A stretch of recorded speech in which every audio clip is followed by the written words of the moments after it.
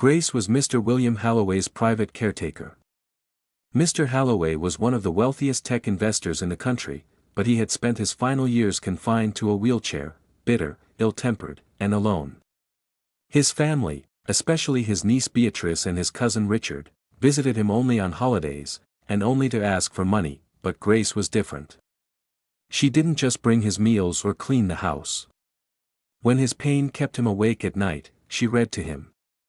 When he was irritable, she met his anger with patience. And in that vast, silent mansion, she shared his loneliness to Amar.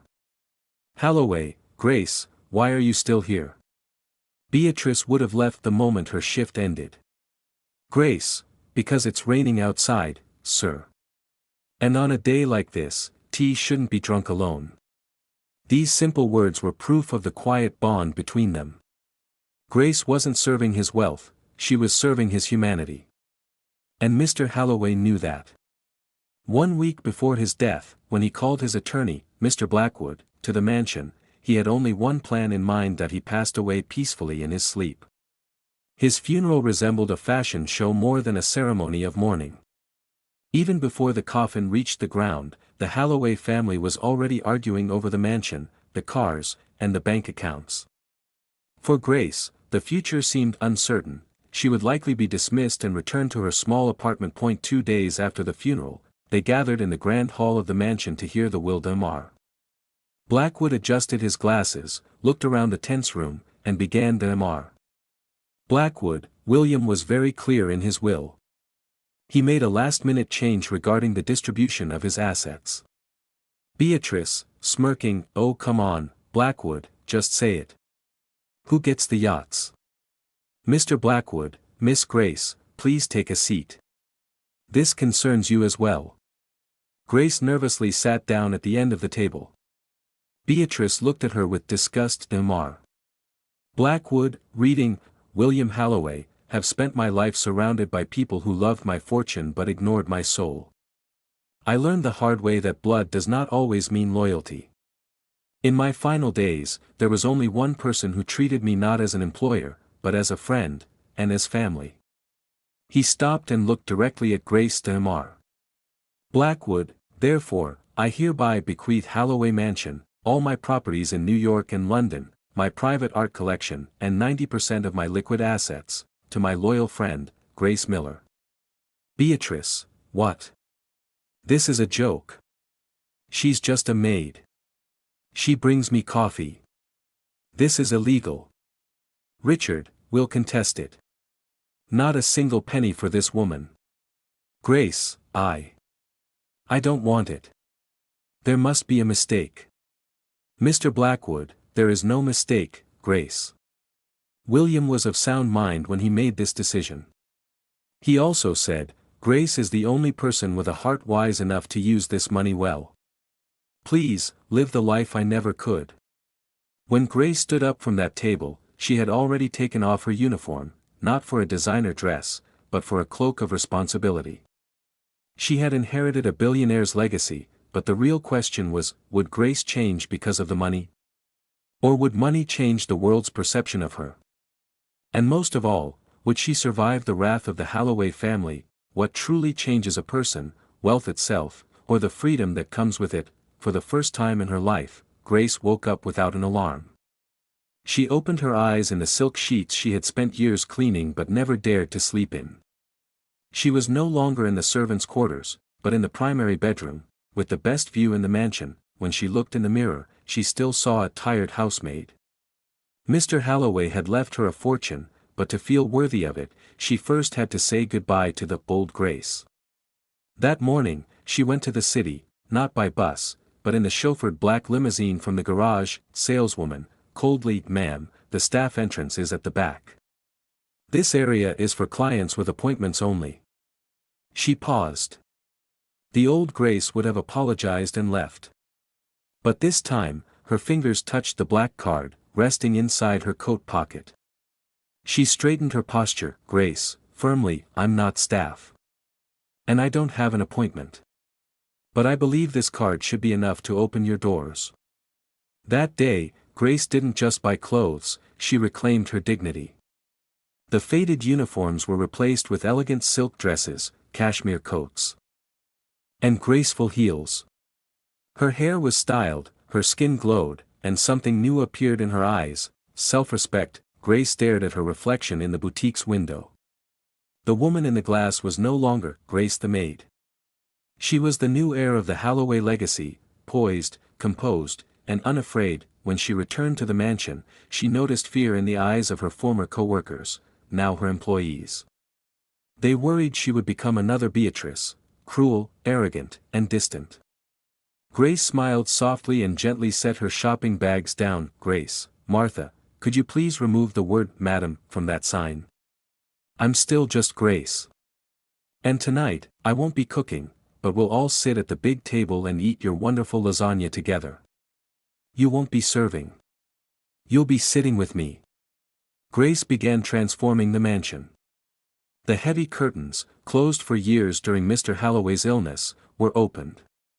New flowers bloomed in the garden. The house, once cold and silent like a museum, became warm, alive, and full of laughter.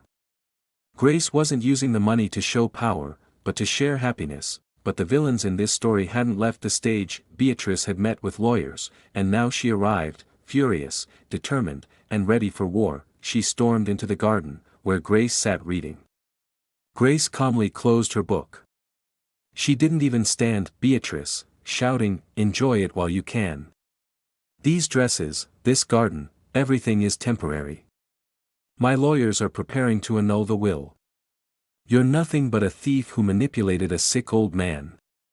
She threw her expensive handbag onto the table in front of Grace. Grace, calmly, "Beatrice. Once, your shouting would have frightened me.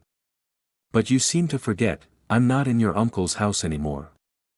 I'm in mine." Grace slowly stood, appearing taller, stronger. "Grace, and on my property, I don't tolerate uninvited guests. Before I call security, take your bag and leave. If you come again without an appointment, I'll report you for trespassing." Beatrice, stunned, "You're throwing me out." "Grace, no. I'm simply showing you the door, to a place where you no longer belong." Grace had won her first battle, with dignity, not vengeance. But Beatrice's final words lingered like a storm cloud. "Lawyers are coming." Grace believed she was living a fairy tale. But she had forgotten one thing: predators don't retreat when they lose prey, they return with a pack. And in the modern world, that pack has a name: the media. She woke the next morning to noise outside the mansion. Not birdsong, chaos. She rushed downstairs to find Martha, pale and nervous. Without a word, Martha placed a tablet on the table. Grace looked at the screen. Her blood ran cold. On the country's most watched morning show, her old, exhausted photo was shown beside Mr. Holloway's. The headline was brutal: "Beatrice, on TV, my uncle wasn't in his right mind. Grace isolated him from us. She controlled his medicine. She manipulated him. This isn't inheritance, it's exploitation." Beatrice's plan was flawless. Grace was not just an heiress anymore, she was being branded the Black Widow. The mansion became a luxurious prison. Cameras camped outside every window. Her phone buzzed non-stop, death threats, slurs, accusations. Grace collapsed onto the cold marble floor. A week ago, she had stood tall. Now, she could barely breathe under the weight of public hatred. Grace, crying, "Maybe they're right. Maybe I don't belong here. I didn't want a war. I just wanted peace. Mr. Blackwood, Grace, listen to me. Beatrice and Richard have filed an incapacity lawsuit. They're claiming William wasn't mentally fit when he wrote his will, and that you influenced him. If public pressure sways the court, all your assets could be frozen. I was the one giving him his medication because when the nurse didn't come, he was in unbearable pain. I only helped. Mr. Blackwood, we know the truth. But in court, it's the evidence that speaks. And Beatrice has a dangerous witness." Beatrice hadn't only manipulated the media, she had also bought off a disgraced former doctor, Dr. Evans. He was once Mr. Halloway's physician but had been fired by Halloway himself for malpractice. Now, he stood on Beatrice's side, driven by revenge and money. Dr. Evans, smirking, don't worry. In court, I'll testify that William showed severe dementia symptoms in his final weeks and was easily manipulated. And those medical reports will require some adjustments. They were striking at Grace's most vulnerable point, her loyalty to Mr. Halloway.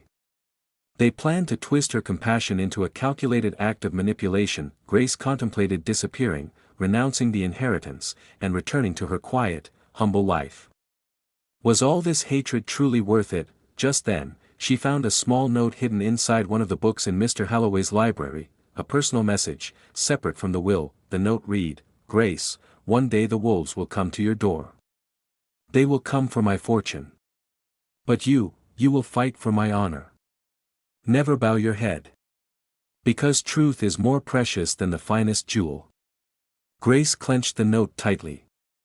If Beatrice wanted to drag her name through the mud, then she would step into that mud, and walk out spotless. The next morning, Grace called Mr. Blackwood. Grace, Mr. Blackwood. Arrange a press conference. Mr. Blackwood, are you sure, Grace? They'll try to tear you apart. Grace, her eyes fierce and unwavering, let them try. I'm done hiding. If they're digging into my past, then I'll dig into theirs. I want everything, Beatrice's connection with that doctor, Richard's gambling debts, everything. If they want war, I'll give them one. The Cinderella story was over. The Empress had entered the battlefield. Grace wasn't just fighting for the inheritance anymore, she was fighting for her name, her dignity, her truth. But were truth and integrity enough against Dr. Evans's forged reports and Beatrice's media influence? Or had Mr. Halloway left her one final weapon, a last trump card from beyond the grave? The court proceedings were brutal. Beatrice and Richard's lawyers cornered Grace using Dr. Evans's fabricated medical testimony. The media pressure turned the case against her. Grace had strength, reputation, and a new public image, but she lacked one crucial piece, undeniable proof, spoken in William Halloway's own voice. She searched every inch of the mansion for evidence, the desk, the safe, every drawer, nothing. Even Mr. Blackwood's hope had begun to fade. Mr. Blackwood, Grace, we can't invalidate Dr. Evans's statement.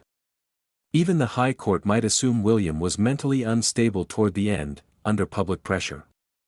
Grace dropped her head into her hands in despair, until a memory surfaced months ago. Mr. Halloway, Grace, do you know? People often hide their lies next to the things they love the most. This book, The Great Gatsby, is the summary of my life. It has always stayed close to me. She remembered. It was never by his bedside, always tucked in an obscure corner of his desk, blending in, overlooked. Grace rushed to the study and pulled out the worn first edition of The Great Gatsby. Her hands trembled as she flipped through the pages. The book had been hollowed out, carved neatly like a secret vault, and inside lay a small, outdated digital voice recorder. She pressed play. William Halloway's breathy yet sharp and lucid voice filled the room. Mr. Halloway, in the recording, if you're hearing this, it means they have, as expected, contested my will. I instructed Blackwood to present this recording only in that case. I am making this to prove that my mental faculties are completely intact. My greedy family will probably be filled with hatred while listening to this recording. I tried to silence them with money for years, but none of them could give me what Grace's single smile gave me, peace. She gave me her loyalty not for money, but from her heart. I adopted her, and I had Blackwood prepare all the legal documents. Grace, my legacy belongs to you, and no one has the right to challenge that. Mr. Halloway, final words, if you're hearing this, Grace, don't be afraid. Thank you, not for protecting my fortune, but for protecting my honor. Mr. Blackwood, this is extraordinary. This recording doesn't just prove William was in sound mental health, it also proves that Dr. Evans lied under oath. That means Beatrice filed this lawsuit using falsified evidence. Grace, so what now, Mr. Blackwood? We don't reveal it yet. Mr. Blackwood, Exactly. We won't play the recording when Evans takes the stand tomorrow. We'll simply let it slip that we have a surprise that will bring the whole truth into the light. Narrator: Grace and Blackwood were setting their final trap. Their goal wasn't just to win the case, it was to trigger Beatrice and Richard's fear, making them expose their own deception. The next day, the courtroom wasn't just the stage for a legal battle, it was the finale of a decade-long lie and regret. The media waited eagerly to see Grace fall. Yet when Grace sat beside her lawyer, the small voice recorder in her pocket gave her unshakable calm. Under oath, Dr. Evans claimed William suffered from severe dementia in his final weeks and that Grace sedated him with suspicious medication. Mr. Blackwood, calmly: Dr. Evans, when exactly did you last see Mr. Holloway, and under what circumstances? Evans, smug and overconfident, answered carelessly. Until Blackwood asked his final question: that Mr. Blackwood, firmly, voice rising: Your Honor, we possess a recording made by the late William Holloway himself, before this lawsuit was even filed. In it, he clearly demonstrates full mental clarity, explains his estrangement from his family, and, most importantly, reveals Dr. Evans's collusion with Beatrice. In truth, the recording revealed no collusion at all, but panic was all Mr. Blackwood needed. The courtroom burst into chaos. The judge called a brief recess. Beatrice, hissing angrily: I told you to get rid of that stupid recording. Now what? How did Blackwood find out? Richard, calm down. He could be bluffing, but, if that recording contains anything else, then those forged medical reports. Dr. Evans, relax. As long as you don't mention that $50,000 payment, we're fine. I handled the rest. Narrator: Panicked, Beatrice, Richard, and Evans began accusing one another, unaware that Mr. Blackwood's assistant was recording everything from just outside the doorway. Grace's trap had worked flawlessly. Their greed, not the will, would destroy them. When court reconvened, Blackwood presented two pieces of evidence: William's voice recording proving his mental capacity, the hallway recording capturing Evans, Beatrice, and Richard's panic-filled admissions. Judge, this court finds that Dr. Evans committed perjury, and that Beatrice and Richard attempted to contest the will through fraudulent means. The will of the late William Holloway is hereby validated and finalized. The case is dismissed. That day, while Beatrice, Richard, and Dr. Evans faced charges of fraud and conspiracy, Grace walked quietly out of the mansion. No reporters. No flashes. Only William Holloway's former employees, standing in silence, applauding her. 6 months later, Grace didn't just live comfortably with the inheritance, she studied, traveled, and invested in the arts. But for her, a good life was never about luxury. It was about living up to the trust William had placed in her. She sold most of the mansion and used the proceeds to establish the William Holloway Honor Foundation. To provide the same kind of compassionate, home-based care that Grace once offered William, this time to lonely and neglected elderly individuals. And to support workers in the service industry with scholarships for higher education and professional development. Grace had come to understand that the millions she inherited were not a destination, but merely a ticket to a beginning. Money alone could not buy happiness, but it could offer freedom, freedom to nurture genuine kindness and multiply the good within her heart. When William Holloway left his estate and fortune to Grace, he did not merely give her a new life, he gave her a purpose. And Grace honored that purpose by spreading hope and dignity to countless people. She was no longer just an heir, she became an ambassador of goodwill, carrying the Holloway name into eternity. Sometimes, the greatest love, the greatest luxury, and the greatest legacy are not written in a will, but held in the sincerity of the heart behind it.